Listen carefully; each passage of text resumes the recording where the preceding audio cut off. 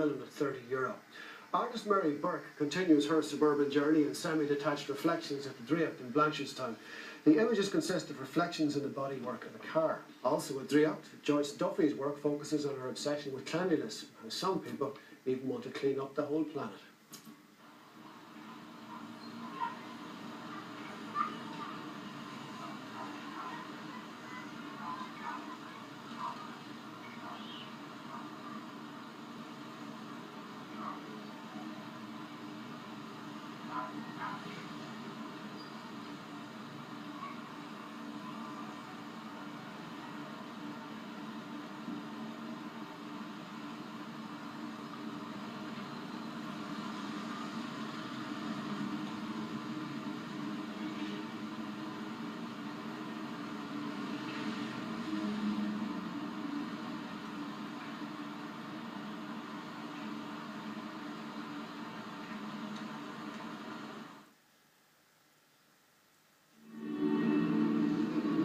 To be so stupid? Have you forgotten what he is? Have you forgotten what he's done to people? Have you forgotten that he's crazy?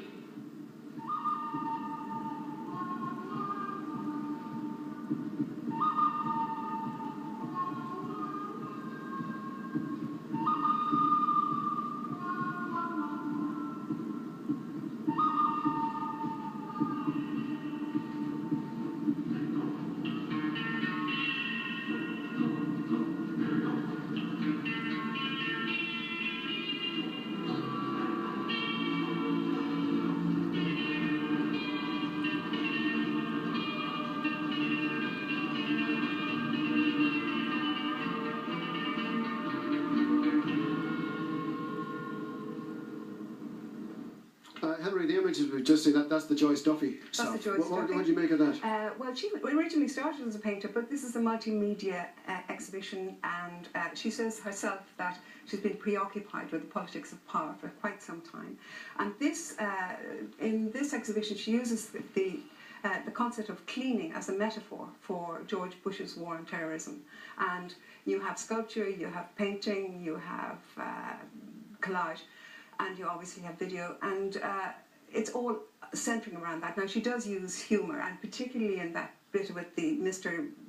Clean, Mr. Muscle, mixing to George Bush's face and be scared because they're around and you can't see them and they'll come and get you. Best method of defence is attack.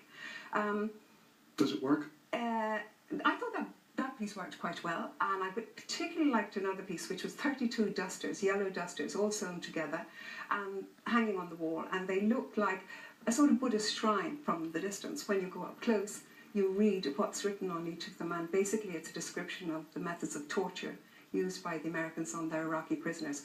And somehow or other, the combination of the sort of Buddhist thing, the peacefulness and passivity, and these disgusting descriptions do somehow shock you. I find a lot of the other stuff was a little bit one-dimensional in the sense that it was so easily read, and I looked at the visitor's book and there was an entry which said, leave something to the imagination.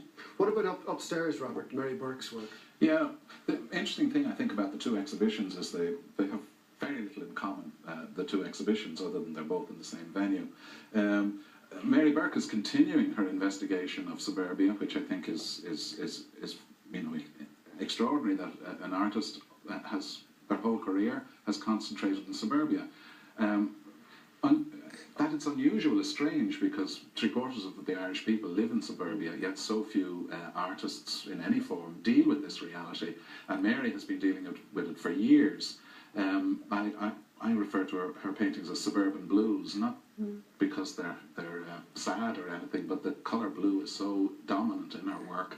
And she's now using, I think, oil crayon, and using it very skillfully. This shows a departure in that you're not getting direct views. They're all reflections, I think, in a Ford Golf, or not a VW Golf, wrong brand. But I'm not sure what this means. Does it mean that she's changing her view of suburbia, or that the car is starting to dominate, or...